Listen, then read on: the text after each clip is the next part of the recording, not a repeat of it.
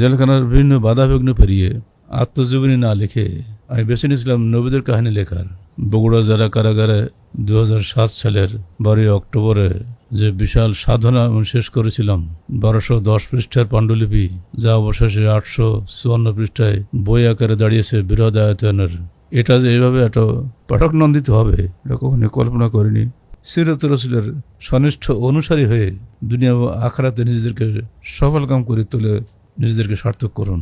তোমার রাসূলের সিরাত পড়ে যদি কেউ তোমার রাসূলের ন্যায় নিজের চরিত্র গড়ে তোলে, তুমি তাকে ক্ষমা করো এবং আমাদেরকেও তোমার রাসূলের সাথী হিসাবে জান্নাতুল ফেরদৌসে স্থান দান করো।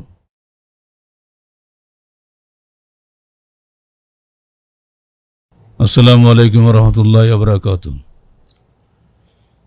আজকে অত্যন্ত আনন্দের সঙ্গে আমি ঘোষণা করছি যে বগুড়া জেলা কারাগারে 2007 সালের 12 অক্টোবরে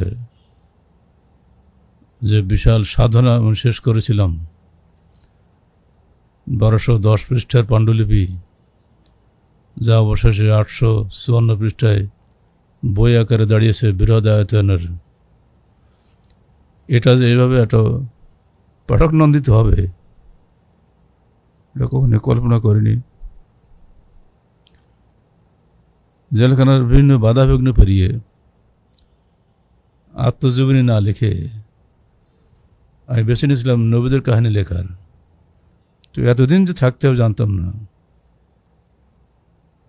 তাই নবীদের কাহিনী 1, 2 অথবা 3 নম্বরে আমাদের প্রিয় নবী মুহাম্মদ রাসূলুল্লাহ সাল্লাল্লাহু আলাইহি সাল্লামের জীবনীতে হাত দিলাম। তখন আমার সামনে কেবল আর রাহিকুল মাকতুম এবং মোস্তফা শরীদ বই দুটি ছিল। তারপরে বিভিন্ন বিশ্বস্ত উৎস থেকে তথ্যসমূহ কালেকশন করে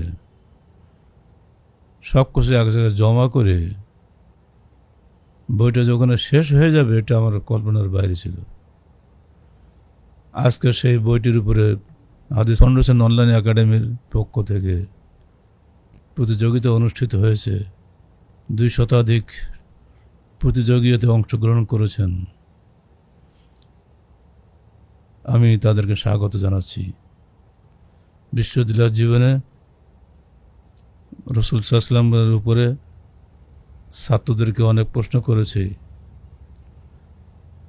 যে তার জন্মস্থান কোথায়, তার মৃত্যু কবে, তিনি কেমন ছিলেন, তার পিতামাতা দাদা দাদি কারা ছিল, কেউ বলতে পারতো না।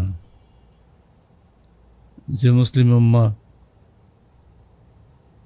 ঠিক আছে যে নবীর নামে, সে নবীর বিষয়ে এত অপরিচিতি, এটা আমাকে অত্যন্ত মনোপীড়ায় বেদনার্থ করেছিল। যাই হোক, 21 রমজানের পবিত্র রাতে এই গ্রন্থ যেদিন বিশ্ববিদ্যালয় বগুড়া জেলা কারাগারে শেষ হয়, সেদিন আল্লাহর কাছে কেঁদে কেঁদে বলেছিলাম, আল্লাহ, তোমার রাসূলের সিরাত পড়ে যদি কেউ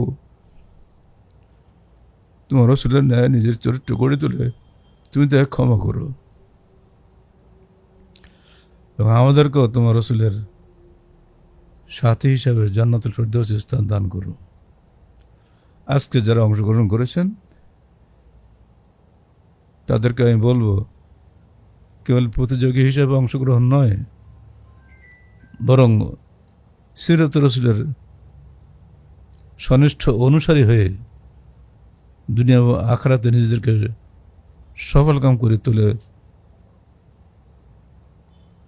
নিজেদেরকে সার্থক করুন। যারা আজকে প্রতিযোগিতায় অংশ নিচ্ছেন এবং এর জন্য যে অত্যন্ত গুরুত্বপূর্ণ 3টি অফার পেয়েছেন, প্রথম, দ্বিতীয়, তৃতীয় ব্যক্তি উমরা করার সুযোগ পাবেন, এটাতে সৌন্দর্য আর বাড়িয়ে দিয়েছে। উদ্যোক্তাদেরকে আমি ধন্যবাদ জানাচ্ছি এবং যারা উমরা যাবেন তারাই নাচিস লেখকের জন্য প্রাণভরে দোয়া করবেন যেন আমরাও আপনাদের সাথী হয়ে কবুল হজের নেকিতে অংশগ্রহণ করতে পারি। আল্লাহ আমাদেরকে তার রসুলের সনিষ্ঠ অনুসারী হওয়া তৌফিক দান করুন এবং তার মাধ্যমে জান্নাতুল ফেরদৌসে স্থান যেন আমরা পেতে পারি, আল্লাহ নিকটে সেই প্রার্থনা করি। উদ্যোক্তা হাদিস ফাউন্ডেশন অনলাইন একাডেমির তরুণদেরকে আমি অন্তঃস্থল থেকে ধন্যবাদ জানাচ্ছি এবং আজকের এই পুরস্কার বিতরণী অনুষ্ঠানে যেসব অতিথিবৃন্দ উপস্থিত আছেন তাদেরকে আমি ধন্যবাদ জানাচ্ছি, তাদেরকে আন্তরিকভাবে আমি মোবারকবাদ জানাচ্ছি। আমি আপনাদের পুনরায় স্বাগত জানিয়ে শেষ করছি। আকুলু কওলি হাযা আস্তাগফিরুল্লাহ লি ওয়া লাকুম ওয়া লিসাইরিল মুসলিমিন। আসসালামু আলাইকুম ওয়া রাহমাতুল্লাহি ওয়া বারাকাতুহু।